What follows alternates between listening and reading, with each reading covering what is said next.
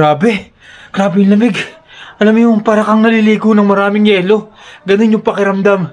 Kaya akala nyo ba maganda ang winter?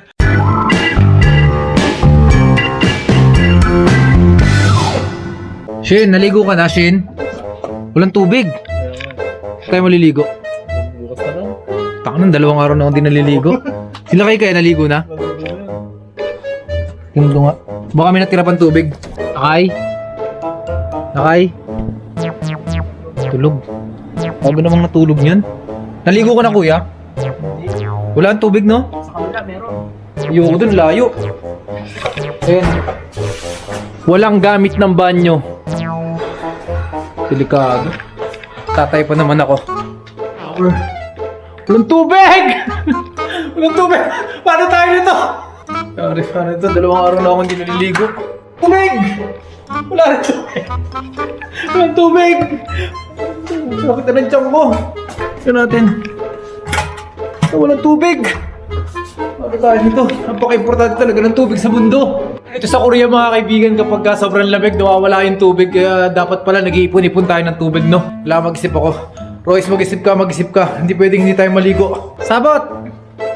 샤워했어? 샤워했어? 어디? 저기? 이 공장? Ah, pe apo. Natatay na ako, guys. Ano to? Kailangan ko siguro ng yung dahon ng saging. Ah, sakit.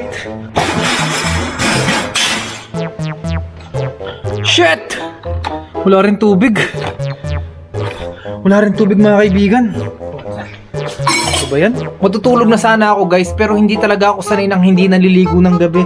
Feeling ko ang baho ko. Saka tayo mga Pilipino kasi, sanay tayong naliligo kapag galing sa trabaho. So titingnan ko yung CR dun sa pinakadulo. Ang ayoko lang dun, nakakatakot. Last time kasi nung nag-toothbrush ako dun, parang alam mo yung parang may dumadaan sa likod ko. Kaya takot talaga ako mag-isa dun eh. Ang nakakapagtaka dun mga kaibigan, yung CR dun, may tae. Eh wala naman tao. Kaya medyo kinakabahan ako. Pero kailangan labanan ko tong takot na to. Kasi hindi pa ako nagtutoothbrush, hindi pa ako naliligo, and then nag-jerbox na rin ako, kaya puntahan na natin. So ayun guys, nandito na tayo sa CR. Check natin kung may tubig. Oy! May tubig! So ayan, makakapag-toothbrush na tayo. Ito yung sinasabi ko sa inyo CR, kapag nag-toothbrush ako dito, feeling ko may dumadaan sa likod ko eh. Saka yan, laging may tubol na nakalagay dyan eh. Wala naman tao. So mag-toothbrush muna ako guys, no? Update na tayo mga kaibigan, tapos na akong hilamos, tapos na rin ako mag-toothbrush. Ang pagkakamali ko lang, hindi ako nakadala ng towel, so lalabas tayong basa. Pero okay lang yan. Sari naman tayo sa mga ganitong gawain. So doon na tayo sa kwarto mag-vlog. Peace out! So ayun po 5 days na nga pala tayong walang ligot. Amoy deputers na ako. Hindi ako makaligo kasi nga walang mainit na tubig. Napakahirap kaya maligo ng walang mainit na tubig. Alam mo yung parang naliligo ka ng may yelo.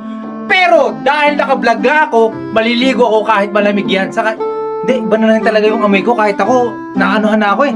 Nahihirapan na rin akong amoy yung sarili ko. So, samahan nyo ako maligo kahit malamig yan, palag-palag. So, yun po nandito na tayo sa shower natin. Tingnan nga natin. Oh my, mainit na to. Wala talaga. Alam nyo yung para kayo naliligo sa may yelo. May yelo yung tubig, hindi ko kaya talaga to. Ang sinangaroon na kasi akong di naliligo guys eh. Paano kaya to? Bahala na. Ito yung mahirap pag gawin ito eh. Alam ko maraming makaka-relate dito ng mga nagtatrabaho sa malalamig na lugar. Ginagawa ko kasi, toothbrush lang, hilamos, tapos pasok na. Ganun lang. So, namimiss ko ng paliguan yung katawan ko. Wala talaga. Pero kaya yan. Ano ba itong ginagawa ko? Susubukan pa rin natin guys maligo. Bahala na kung ano mangyayari sa katawan natin. Pero sabi ng iba sabi ng mga doktor ko maganda daw sa katawan ng maligo ng malamig. Hindi natin alam. Pag ako talaga nilagnat, i-report ko yung nagsabi nun. Woo! Suko! Beg!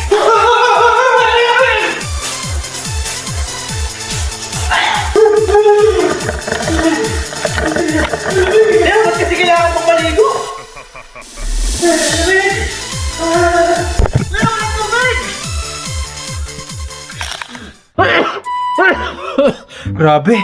Grabe yung lamig. Alam mo yung para kang naliligo ng maraming yelo.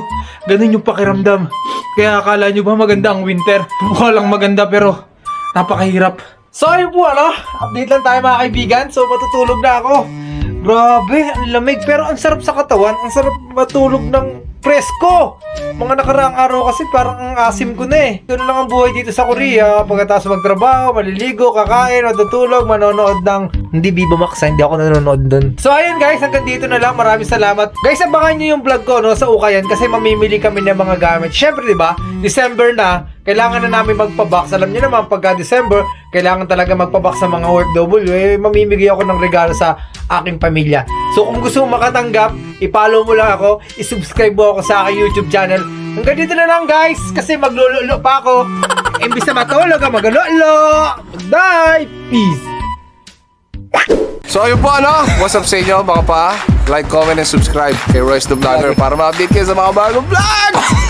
Thank you, Mosing. Isa din ako, boss. Speechless.